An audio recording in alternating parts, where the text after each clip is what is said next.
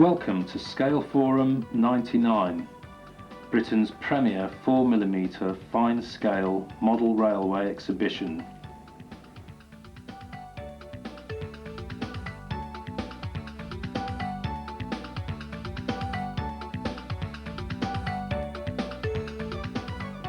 The Scalefour Society has assembled a top selection of layouts, traders, demonstrations, lectures and other exhibits, which it hopes will provide equal measures of interest, enjoyment and inspiration.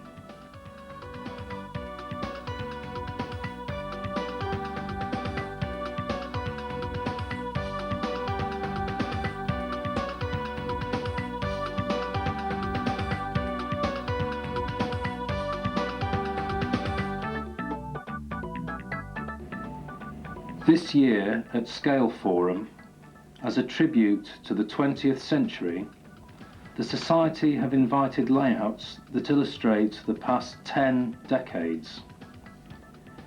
They range from the opulence of the Edwardian era through the austerity of the wartime years, initial post-war optimism, to the eventual decline of the railways in Britain.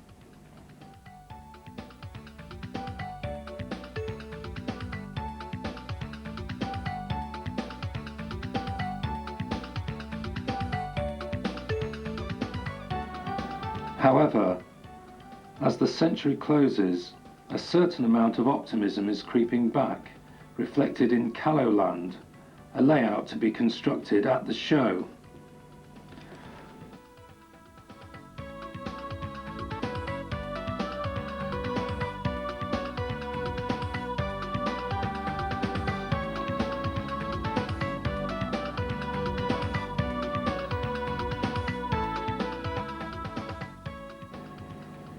Before we begin our journey through the past 100 years, let's take a few minutes to look at some of the preparations behind an exhibition of this size. Exhibitors from all parts of the country start arriving on Friday afternoon, when the task of reassembling and testing the layouts can begin. By mid-morning on Saturday, the hall is beginning to fill. The show really comes alive now with that unique Scaleforum atmosphere of friendliness and enthusiasm. 1900, a decade of new beginnings. The first decade of the 20th century saw the end of an era with the death of Queen Victoria in 1901. The accession of King Edward VII began what many consider to be the finest period on Britain's railways, the Edwardian era. Elegance of lines, coupled with ornate liveries, reflected the railway's preeminence as the lifeblood of the country, providing a high degree of passenger comfort and convenience, albeit at some expense. Improved comfort did, however, result in bigger and heavier coaches, and the decade saw the continued development of larger and more powerful locomotives as the railway companies sought to match their motive power requirements to longer and heavier passenger and freight trains.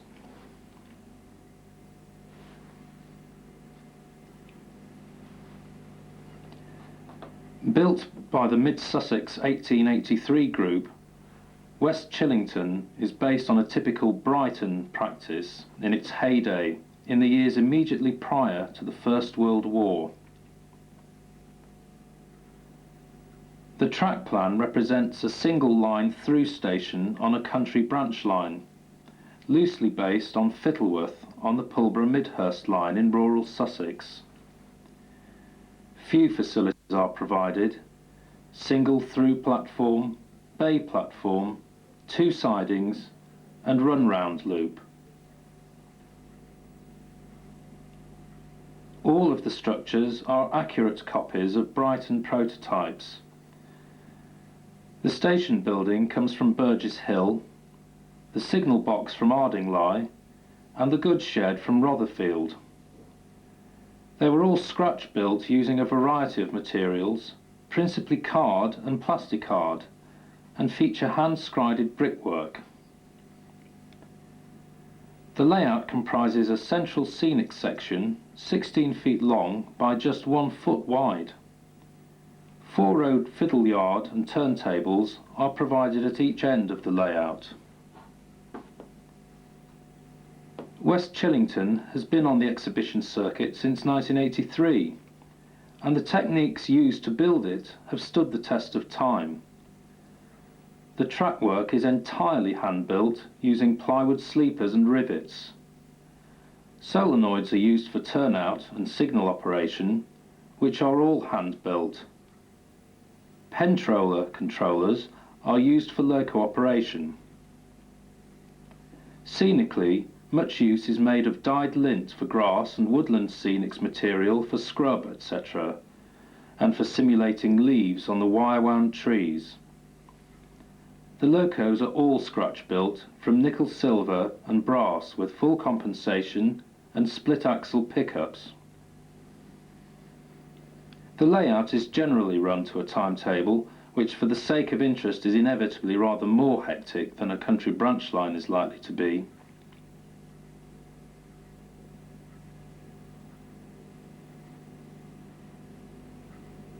The second layout, representing the 1900s, is Hepton Wharf.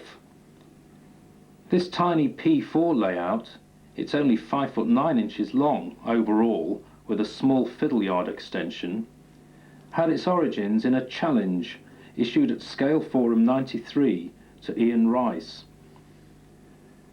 The brief was to build a layout from scratch over the weekend of Scaleforum, to a state where it was operable, with basic scenery in place. The task was accomplished in a bit over 14 hours, including basic landscaping.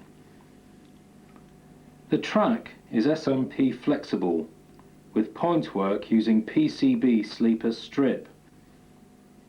The baseboard is a sophisticated structure in glued ply and incorporates the base scene. More scenic work was added, extra trees grown, and the back scene, which started as plain blue picture frame as mounting board, sketched in.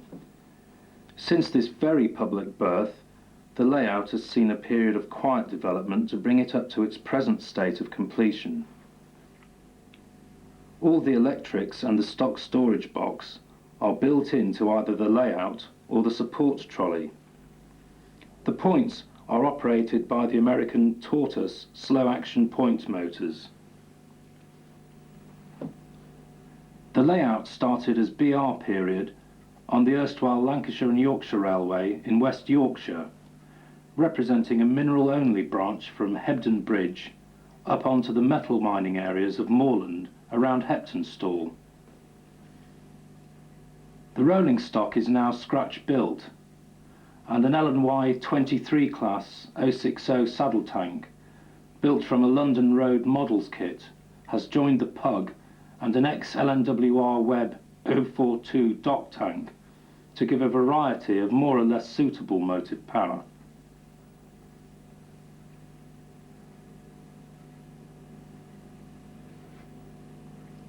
(1910), a decade of suffering.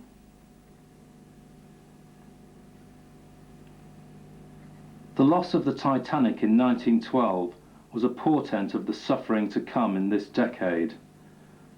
The declaration of war on Germany in 1914 placed great strain on the railways in Britain, which were called upon to move large amounts of men and material in support of the conflict in Europe.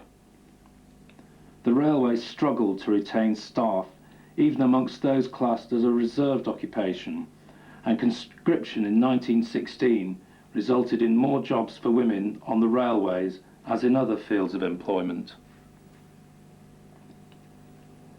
The cessation of war in 1918 saw the railways in a badly run-down condition and facing competition from an increase in road transport as traders took advantage of the government's disposal of large numbers of surplus military vehicles.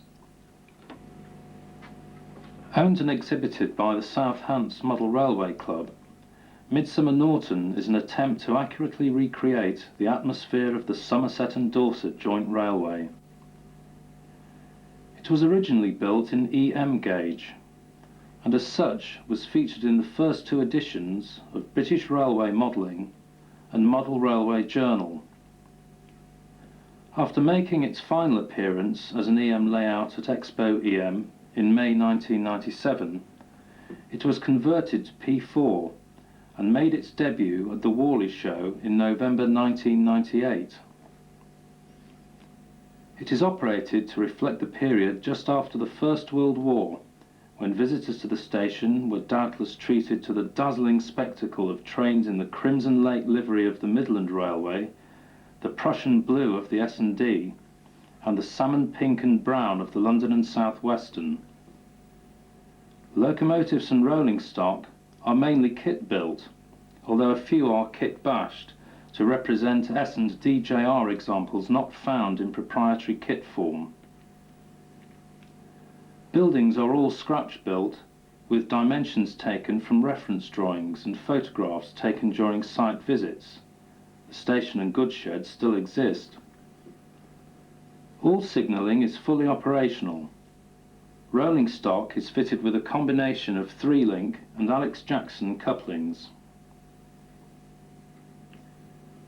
The rural aspects of the scene have been encapsulated into a number of cameos, including the gang of platelayers and even the ubiquitous station cat, surveying the comings and goings with languid disinterest.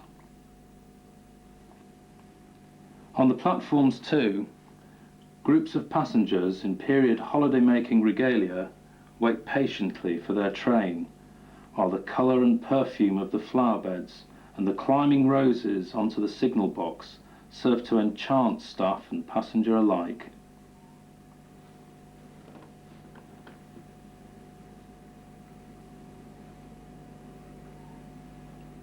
The 1920s, a decade of social change. A quarter of English land changed hands after the end of the war, the most dramatic change since the 16th century. The railways too struggled to come to terms with the ravages of war, eventually leading to the disappearance of the old companies, with the exception of the Great Western, and the creation of the Big Four at the grouping in 1923.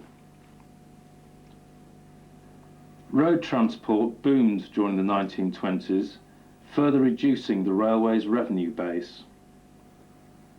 Apart from the new corporate liveries, there was initially little outward sign of change on Britain's railways, but by the end of the decade, each of the Big Four had established their own distinctive express passenger locomotive outlines, which were to be further developed in the years ahead. Mellin Quay depicts a busy single-line GWR terminus in the West Country in the late 1920s, catering for local passenger and goods traffic. From Mellin Quay, a short branch line leads to a small, busy quay dealing with fish and imports of meat and coal. The service on the line is much heavier than would have been expected for such a rural line, but makes viewing much more entertaining. The railway buildings are constructed from scale drawings of photographs of actual 1920s buildings. The town scene is based on photographs of buildings, many of which are still in existence. Timetable operation is by sequence cards, which provide an interesting and varied programme.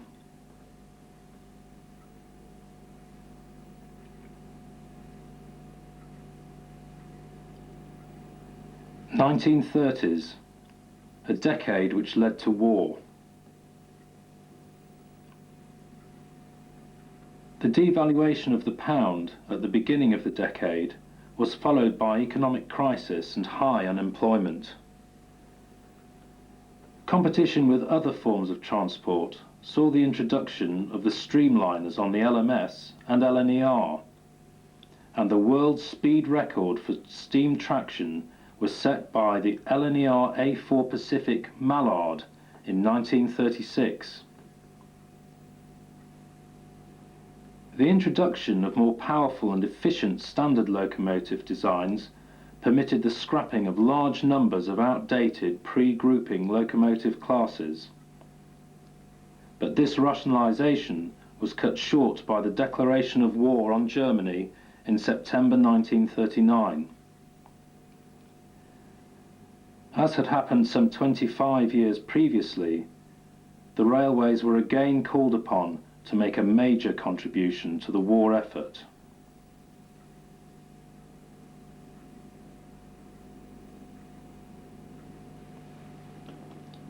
Clinkerford is an imaginary town in the Forest of Dean, located approximately where you would find Cinderford today. Clinkerford grew prosperous in the late 1930s, so much so that passenger services to Lydney and Culford that had been withdrawn in the 1920s were reinstated. The services from Lydney and Culford usually comprised a couple of ageing coaches hauled by 2021 pannier tank engines, supplemented by the occasional flying banana diesel rail car. A 48XX and auto trailer ran regularly from Gloucester, and twice a day a Gloucester-Hereford through train called at the station, usually hauled by a Dean goods loco. The lack of turning facilities necessitated the loco proceeding tender first for part of its journey. Light engineering and manufacturing replaced coal mining as the principal industry in the area, generating a new type of freight traffic, with vans and open wagons replacing the private owner coal wagons that had once constituted the bulk of the traffic. The small stoneworks just outside the station also generated a small amount of business for the railway. Pickup freights arrived daily from Gloucester and Lydney, with twice weekly visits from Culford and Ross-on-Wye. These trains were normally hauled by ubiquitous 2021s or 57XX pannier tank engines.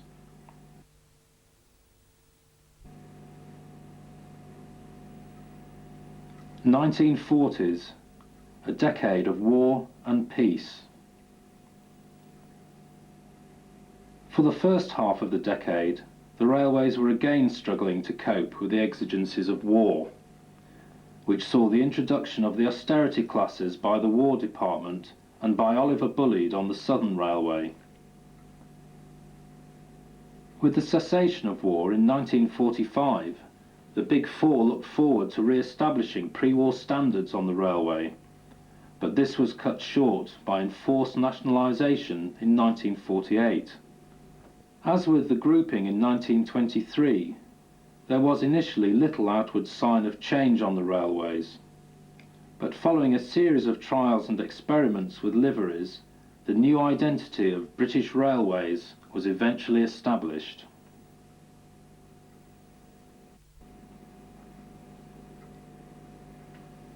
Aldbury Town is a small GWR station on an imaginary short single track line somewhere in the area of South West Midlands, where the GWR and the Midland Railway were in competition.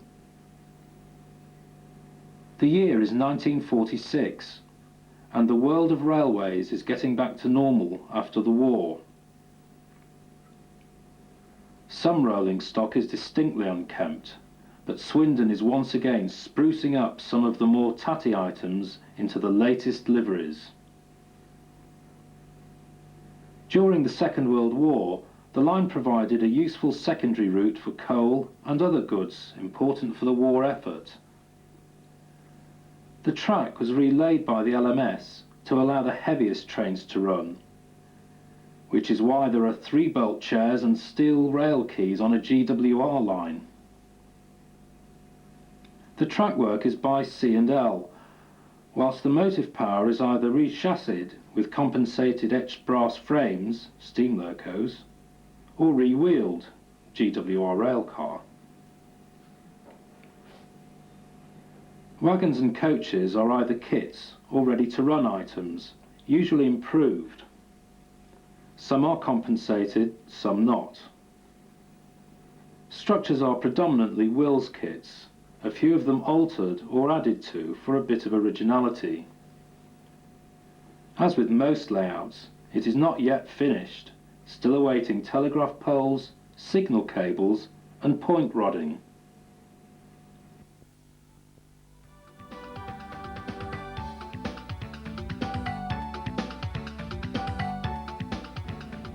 We are going to take a short break-in journey through time to look at the Scaleforum away from the layouts.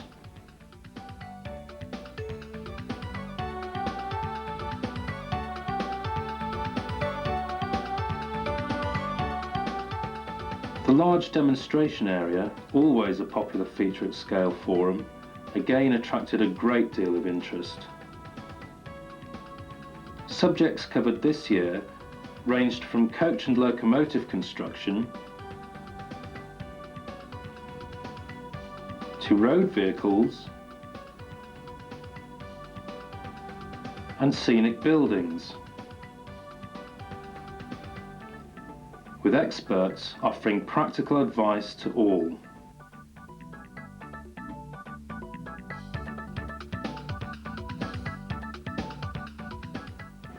The 50 trade stands present offered a wide selection of model railway items, from books and magazines to locomotives, rolling stock and road vehicles.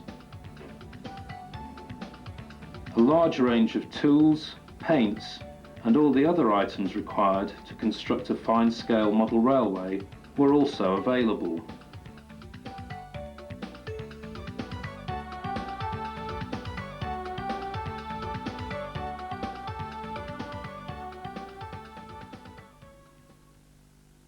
Time to rejoin our journey as we reach the 1950s, a decade of optimism. The decade began on a note of optimism with the Festival of Britain in 1951. British Railways introduced their standard locomotive and coach designs and, in conjunction with British Road Services, offered manufacturers an integrated door-to-door service for their goods. The short wheelbase four-wheel goods wagon was still the prime method of freight carriage on the railway, and was still being built in large numbers by BR. The coronation in 1953 ushered in the second Elizabethan age, with the railway still responsible for most people's work and leisure journeys. The unfortunate rail strike of 1955 saw the transfer of some 50% of goods from rail to road, a blow from which the railway has yet to recover.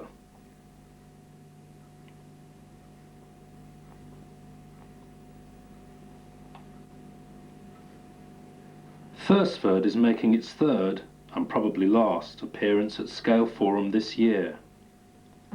It is now as near to completion as it is ever likely to be.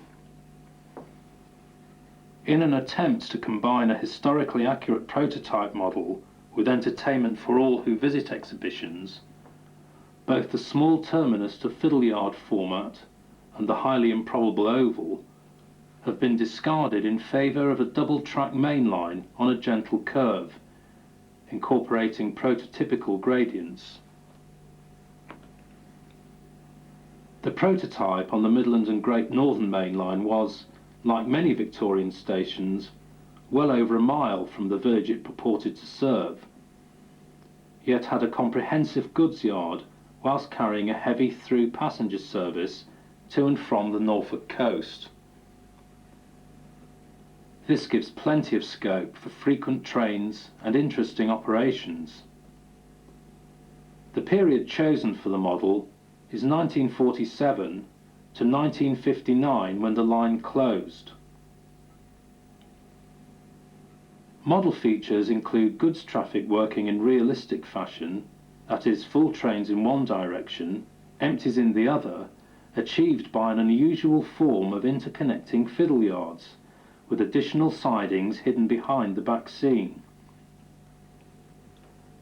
Trains represented include passenger trains which worked to and from the former Midland LMS area and to and from the GNR LNER main line at Peterborough. Most of the locos are modelled on specific prototypes, photographed on the M&GN, but unusual visitors often appear and will be made welcome at this show. Alex Jackson couplings facilitate shunting without, hopefully, the intervention of a grossly overscale human hand. Track work is exactly to scale dimensions, S4.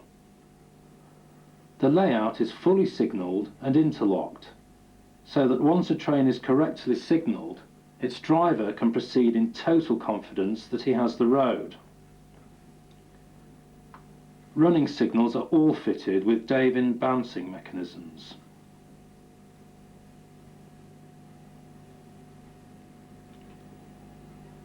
The 1960s, a decade of technology. The start of the decade gave little intimation of the white heat of technology to come, such as the development of satellite communications, nuclear power, Concorde, and the first generation of computers, culminating in the first manned moon landing. Daily life saw increased leisure time and youth freedom. Dr. Beeching published his report proposing wholesale closure of secondary and branch lines and a drastic reduction in railway route mileage, a reflection of the dramatic increase in road construction and mass car ownership.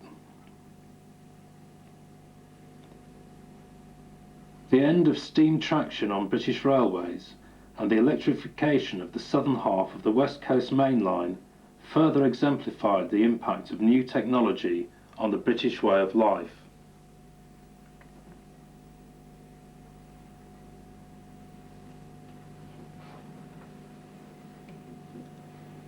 It's summer 1962. High on the hillside above the village of Cromford in Derbyshire, a faint plume of smoke rises above the skyline as a small tank engine passes black rocks with a mixed rake of empty water tenders and full mineral wagons, with limestone from Killer's Quarry at Middleton. The train's destination is Sheep Pasture Top, head of the incline down to the eastern end of the line at Cromford Wharf. On arrival, the locomotive, 47007, James Bond to some of the local children, runs round its train and propels it toward the top of the 1 in 8 sheep pasture incline. Once over the small hump opposite the site of the single road corrugated iron engine shed, the brakes are pinned to bring the train to a gradual halt short of the incline head. The first 2 wagons are uncoupled and nudged forward to rest against the Scotch blocks at the brow of the incline. Here they are attached with chains to the incline cable by the hanger-on, prior to their cautious descent to Cromford Wharf. The locomotive is uncoupled and drifts back over the crossover adjacent to the 2 reservoirs, then sets back alongside the water tank.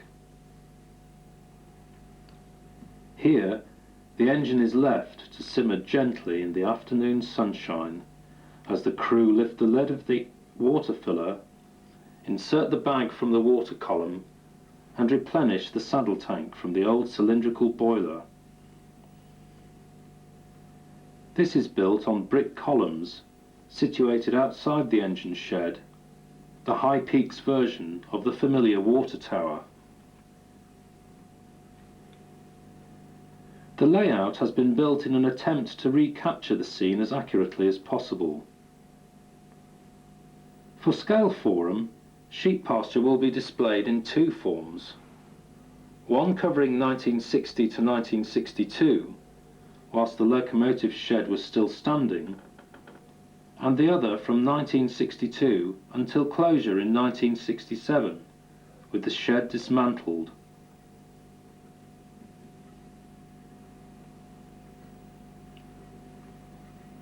"1970s, a decade of troubles."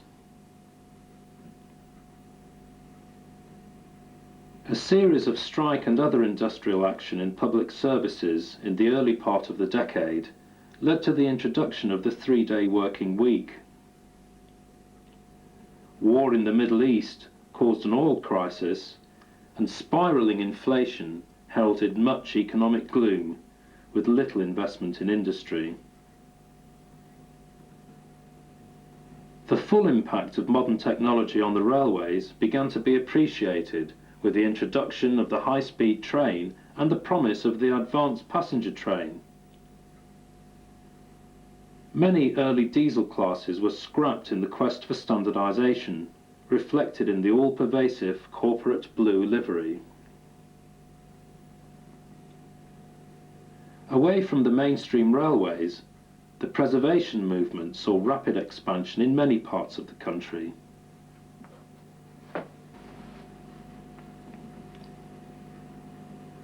It is the mid-1970s, and preservation of this little line from Rye to Northiam is, in true tramway style, proceeding rather erratically.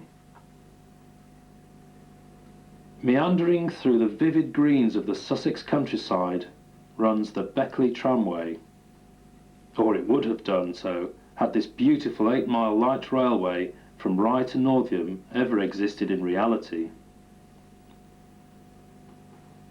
The design has been influenced by Colonel Stevens and the South Eastern and Chatham Railway.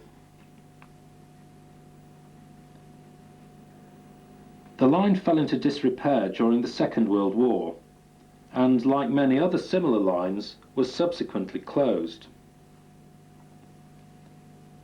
The Rye to Four Oaks section of the tramway has since been reopened by a preservation group, and the layout depicts a current-day Four Oaks station.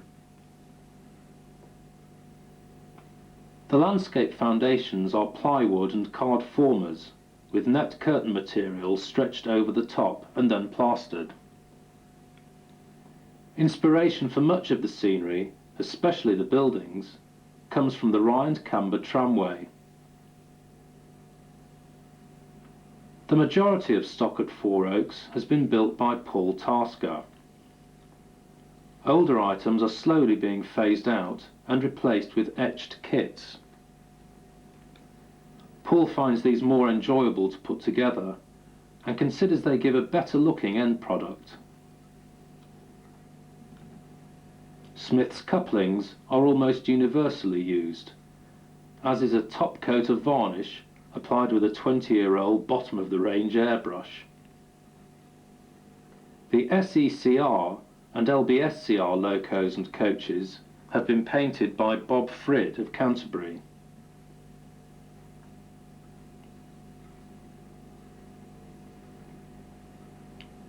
"1980s, a decade of division." The decade saw greater emphasis on the free market economy, but hidden subsidies and increased road building gave advantages to road transport. In addition, the miners' strike saw the rationalisation of the coal industry and the loss of much of the remaining coal traffic to road. Elsewhere on the railway, new liveries made their appearance with the advent of sectorisation and the introduction of separate operating cost centres such as ScotRail and Network South East. This was, however, essentially a superficial change, as little was being done to address the long-term lack of investment in the railway infrastructure and rolling stock.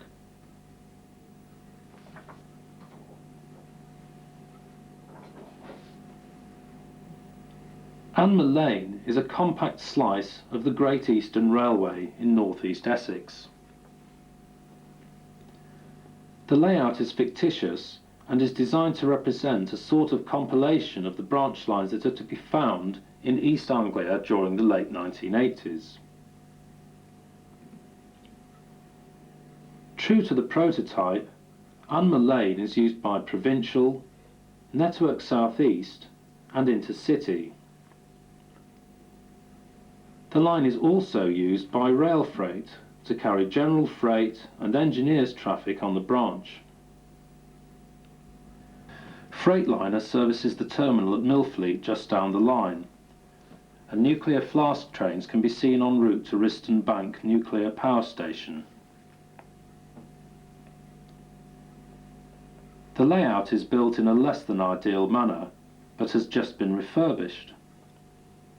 Recent work includes a brand new aggregates terminal, overhead 25 kilovolt AC wiring, and a brand new fascia board and lighting.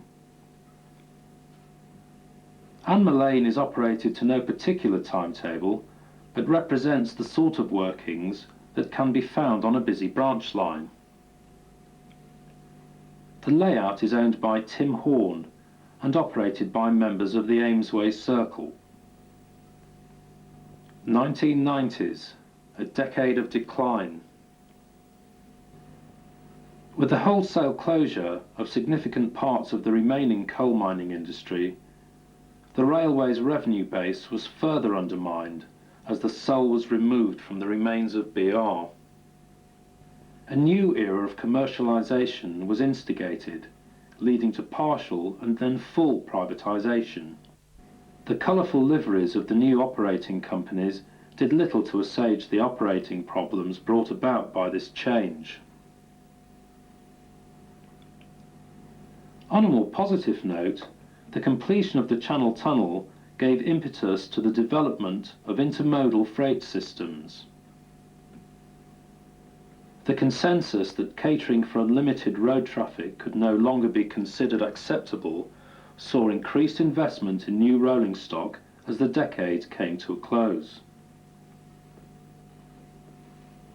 As a response to the question, how difficult is it to get started in P4? The Scaleforum organisers asked members of the Watford and District MRC to construct a layout during this year's Scaleforum. In doing so, they demonstrated baseboard construction, track building, layout wiring and converting stock. Although they have modelled in other scales and gauges, the majority of the team have not yet worked to P4 standards. Their aim is to show other beginners that P4 is not complicated and that you don't have to be an engineering genius. If they can do it, so can you. The proposed layout is based on the section of the St Albans branch between Watford North Station and the A41 road bridge. The period is set as September 1995 and aims to reflect the low period of the end of British Rail and the relative resurgence of our railways by privatisation. The name adopted for the layout, Callowland, is the original name for Watford North Station.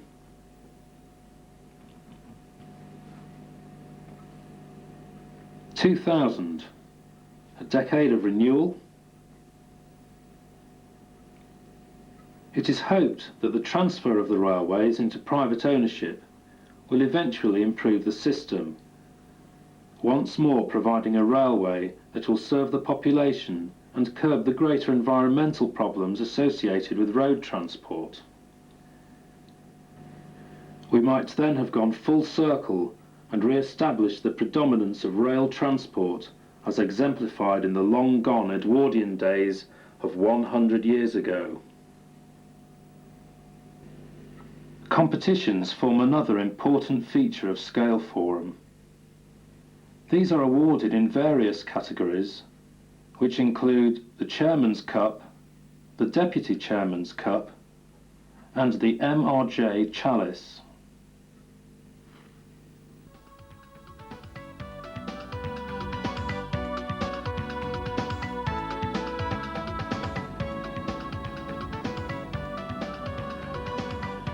As ever, Scaleforum provided an enjoyable and rewarding experience for all those who came.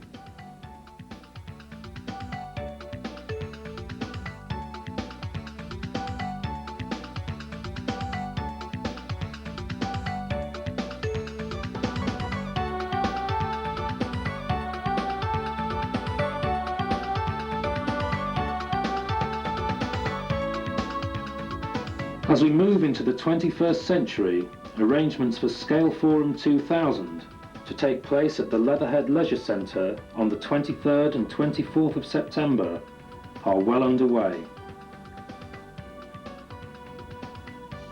I hope that you will be there to enjoy the finest model railway exhibition of the year.